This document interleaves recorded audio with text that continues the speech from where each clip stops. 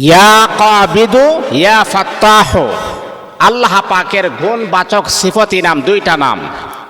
এই নাম যদি 786 বার পরে ছবিতে ফু দেন, প্রিয় মানুষ আপনার বাধ্য হবে, প্রিয় মানুষ আপনার গোলাম হবে, প্রিয় মানুষ আপনার প্রতি আরো বেশি আকৃষ্ট হবে, আরো বেশি আপনার প্রতি দুর্বল হবে। আমরা তো চাই যে আমার স্ত্রী যাতে করে আমার আয়াত্তর ভিতরে থাকুক, চাই না সেটা? আবার অনেক নারী চায় যে হুজুর আমার স্বামী যাতে করে আমার আয়াত্তর ভিতরে যেন থাকে।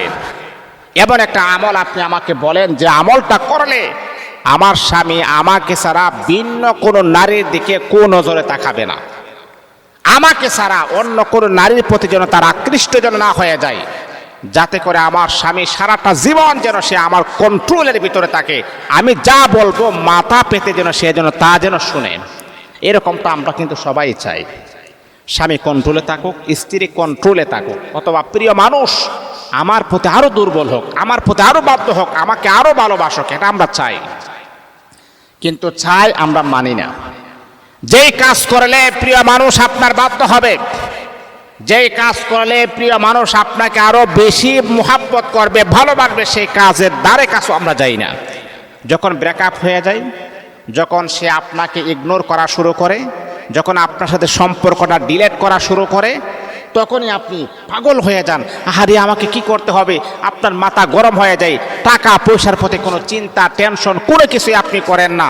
এর মানে হচ্ছে আপনি পাগল হয়ে যান, অস্থির হয়ে যান যে আমি কি করতে পারি, আমার প্রিয় মানুষটাকে পাওয়ার জন্য আমি কি করতে পারি। আসলে বাবা পাগলামি করার কোনো প্রয়োজন নাই। যেখানে আল্লাহ পাক রব্বুল আলামিন মানবতার মুক্তির সনদ মহাগ্রন্থ আল কোরআনুল কারীম আমাদের হাতে আছে, সেখানে টেনশন করার কোনো কারণ মুসলমানের থাকার কোনো কথা না। এই পৃথিবীর সৃষ্টির সূচনা লগ্নে থেকে নিয়ে সমাপ্তি ঘটা পর্যন্ত এই পৃথিবীতে যা কিছু ঘটবে আমার আল্লাহ সব কিছু কোরআনুল হাকিমের ভিতরে সুবিস্তার আকারে আমার আল্লাহ আলোচনা করেছেন। আমার আল্লাহ তো জানেন স্বামী স্ত্রী যখন একই সংসারে থাকবে, একই চাঁদের নিচে থাকবে, একই ঘরে থাকবে, একই রুমে থাকবে, তাদের মাঝে ঝগড়া ফাসাদ দাঙ্গা হাঙ্গামা হবে।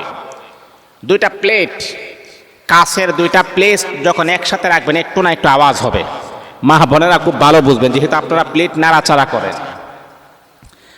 কাছের দুইটা প্লেট যখন একসাথে রাখবেন একটু না একটু আওয়াজ হবে। স্বামী আর স্ত্রী হচ্ছে কাছের প্লেটের মতন, একসাথে থাকবেন, একটু ঝগড়া হবে, অভিমান হবে, আবার ভালোবাসা হবে, এটাই স্বাভাবিক। যে প্লেটটা দিয়ে আপনি একসাথে রাখলেন আওয়াজ হয়েছে, আবার সেই প্লেটটা দিয়ে আপনি আবার খাবার খান, সেই প্লেটটা আবার চেটে চেটে আপনি খাবার খান, তাহলে প্লেটের প্রতি কেমন মহাব্বত।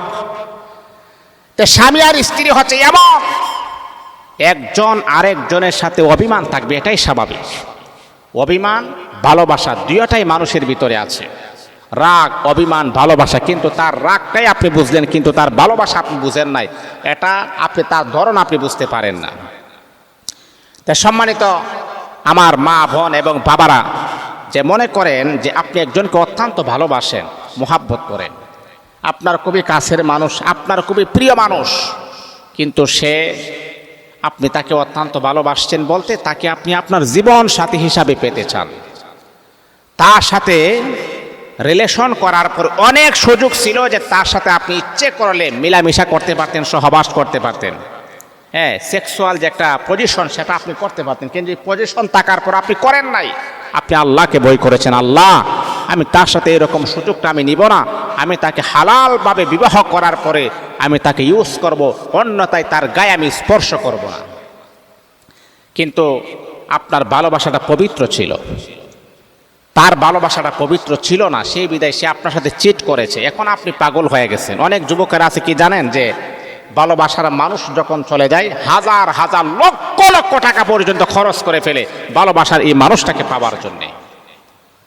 অনেক নারীও আছে এমন, কারণ যে যাকে মন দিয়া দেয় তাকে পাওয়ার জন্যে প্রয়োজনে তার জীবনটা পর্যন্ত বিলীন করে দিবে, এইরকম হাজার হাজার প্রমাণ আমার কাছে আছে।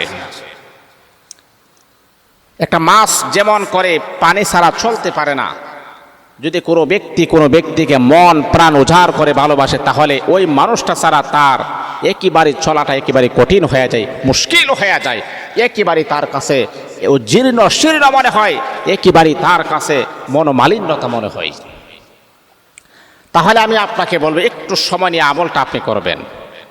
কিন্তু হ্যাঁ, অনেকে আমাকে বলেন যে হুজুর আপনি যে আমলটা দিচ্ছেন সেটা তো করে কিন্তু কোনো রেজাল্ট তো পাচ্ছি না। দেখেন, একটা কথা মনে রাখবেন, আল্লাহ তাআলা বান্দার সব দোয়া কবুল করে।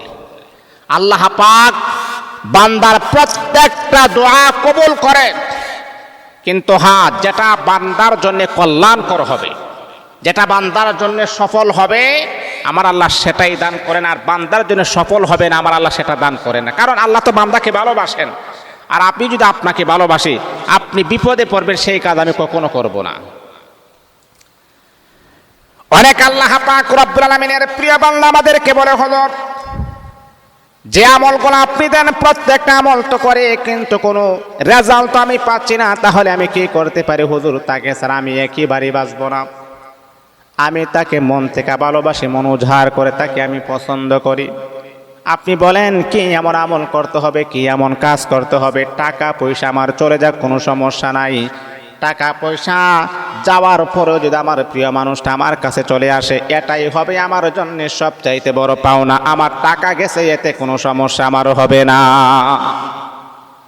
হুজুর আপনি আমাকে বলেন না টাকা যাক, সমস্যা নাই।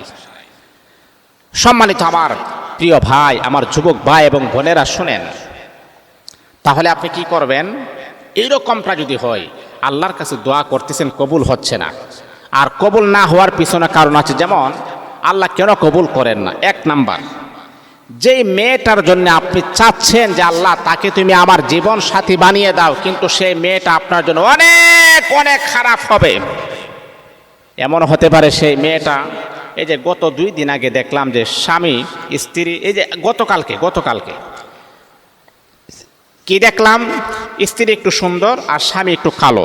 এই বিদায় স্ত্রী তাকে গলায় চেপে হত্যা করে তারপরে তাকে রশি দ্বারা ঝুলিয়ে রাখছেন। এটা গতকালকে নিউজটা আমি দেখলাম। এটা কেন? কারণ তার পছন্দ মতো হয় নাই। তে বাবা, এমনও তো হতে পারে ওই রকম দাজ্জাল মার্কা স্ত্রীর জন্য আপনি চেয়েছেন, আমার আল্লাহ চেয়েছেন না রে বান্দা, এই মহিলাটা তোমার জন্য অনেক বড় দাজ্জাল মার্কা হয়ে যাবে, এই মহিলাটা তোমাকে জাহান্নাম বানিয়ে দিবে, এই মহিলাটা তোমার জন্য কল্যাণকর হবে না। কিন্তু আপনি বারবার তাকে চাচ্ছেন। আল্লাহ বলে, যা, তুই যখন নিজের ইচ্ছা, যখন আযাব যখন নিতে আসছো, যা, জাহান্নাম তোর উপরে ছেড়ে দিলাম। আর আপনি যদি আল্লাহ পাক রব্বুল আলামিনের কাছে এরকম ভাবে দোয়া করেন, রব্বুল আলামিন আল্লাহ তাকে আমি মহব্বত করি, তাকে আমি ভালোবাসি, হ্যাঁ রব্বুল আলামিন আল্লাহ তুমি তো ইন্নাল্লাহা আলা কুল্লি শাইইন কাদির, আল্লাহ তুমি তো ক্ষমতাবান, তোমার চাইতে পাওয়ারফুল ক্ষমতা পৃথিবীতে আর কেউ নাই।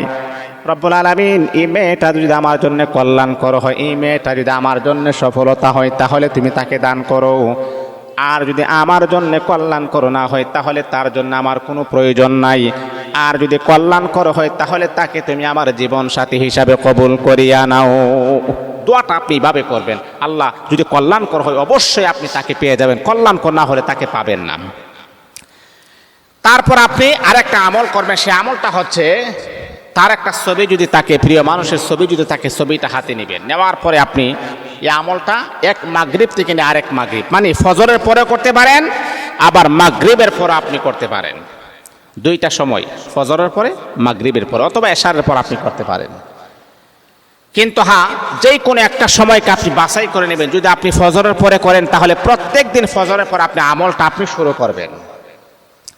আর যদি আপনি এশারের পরে করেন, তাহলে প্রত্যেক দিন এশারের পর আপনি আমলটা শুরু করবেন। আমলটা যখন করবেন, প্রথমে আপনাকে মনে রাখতে হবে 5 ওয়াক্ত নামাজ পড়তে হবে, কারণ নামাজ ছাড়া কোনো গতি নাই। নামাজ পড়বেন না, ইবাদত কবুল হবে না। নামাজ পড়বেন না, আমল করলে কবুল হবে না। নামাজ পড়বেন, আমল আল্লাহর দরবারে কবুলিয়ত হয়ে যাবে। তাহলে প্রথমে আপনি কি করবেন? নামাজ পড়তে হবে। নামাজের পরে, ফজরের নামাজের পরে আপনি যাই নামাজে বসে যদি আপনার প্রিয় মানুষের কোনো ছবি থাকে, তাহলে ছবিটা আপনি হাতে নেবেন। নেওয়ার পরে আপনি 11 বার দুরূদ ইব্রাহিম পড়বেন। যে দুরূদটা আমরা নামাজের ভিতরে পড়ি, আল্লাহুম্মা সাল্লি আলা মুহাম্মাদিন ওয়া আলা আলি মুহাম্মাদ কামা সাল্লাইতা আলা ইব্রাহিম وعلى آل إبراهيم إنك حميد مجيد اللهم بارك على محمد وعلى آل محمد كما باركت على إبراهيم وعلى آل إبراهيم إنك حميد مجيد এই দরুদ শরীফটা আপনি 11 বার পড়বেন 11 বার পড়ার পরে ইস্তিগফার আপনি 11 বার পড়বেন আস্তাগফিরুল্লাহ রাব্বি মিন কুল্লি যামবি ওয়া আতুবু ইলাইহি লা হাওলা ওয়ালা কুওয়াতা ইল্লা বিল্লাহিল আলিয়্যিল আযীম। তাহলে দরুদ শরীফ আমার 11 বার হয়ে গেল। এবার ইস্তিগফার আপনি 11 বার পড়বেন। পড়ার পরে আপনি আল্লাহ পাকের দুইটা নাম আপনি 786 বার পড়বেন। ইয়া কাবিদ ইয়া ফাত্তাহ ইয়া কাবিদ ইয়া ফাত্তাহ ইয়া কাবিদ ইয়া ফাত্তাহ ইয়া কাবিদ ইয়া ফাত্তাহ 786 বার পড়ার পরে আপনার প্রিয় মানুষের ছবি থাকলে তাহলে তার ছবিতে ফু দেওয়ার আগে বলবেন, আল্লাহ আমার প্রিয় মানুষ, তার সাথে আমার খুবই ভালো একটা সম্পর্ক ছিল, আল্লাহ এখনো তাকে আমি বলতে পারি না। আমার প্রিয় মানুষের অন্তরে আমার প্রতি মায়া মোহাব্বত ভালোবাসা তার অন্তরের ভিতরে ফিট করে দাও। এইভাবে আপনি 3টা ফু দিবেন ইনশাআল্লাহ। এটা খুবই কার্যকরী একটা আমল। এই আমলটা করার পরে আপনি কয়েক দিনের ভিতরে ইনশাআল্লাহ একটা সুন্দর একটা রেজাল্ট আপনি পেয়ে যাবেন। যেই মানুষটা আপনার অন্তরের প্রতি কোনো মায়া ছিল না, ভালোবাসা ছিল না, তার অন্তরের ভিতরে আল্লাহ পাক এক প্রকারের মায়া মোহাব্বত ভালোবাসা তার অন্তরের ভিতরে আমার আল্লাহ জাগ্রত করবেন। ওই মানুষটা দেখবেন স্বেচ্ছায় আপনার সাথে যোগাযোগ করার জন্য পাগল হয়ে যাবে। আল্লাহ আমাদের প্রিয় মানুষদেরকে একে অপরের প্রতি মোহাব্বত ভালোবাসা যেন পয়দা করেন, স্বামী স্ত্রীর মাঝে ভালোবাসা যেন পয়দা করেন, সন্তান এবং মায়ের প্রতি ভালোবাসা যেন পয়দা করেন। আল্লাহ আমাদের সবাইকে কবুল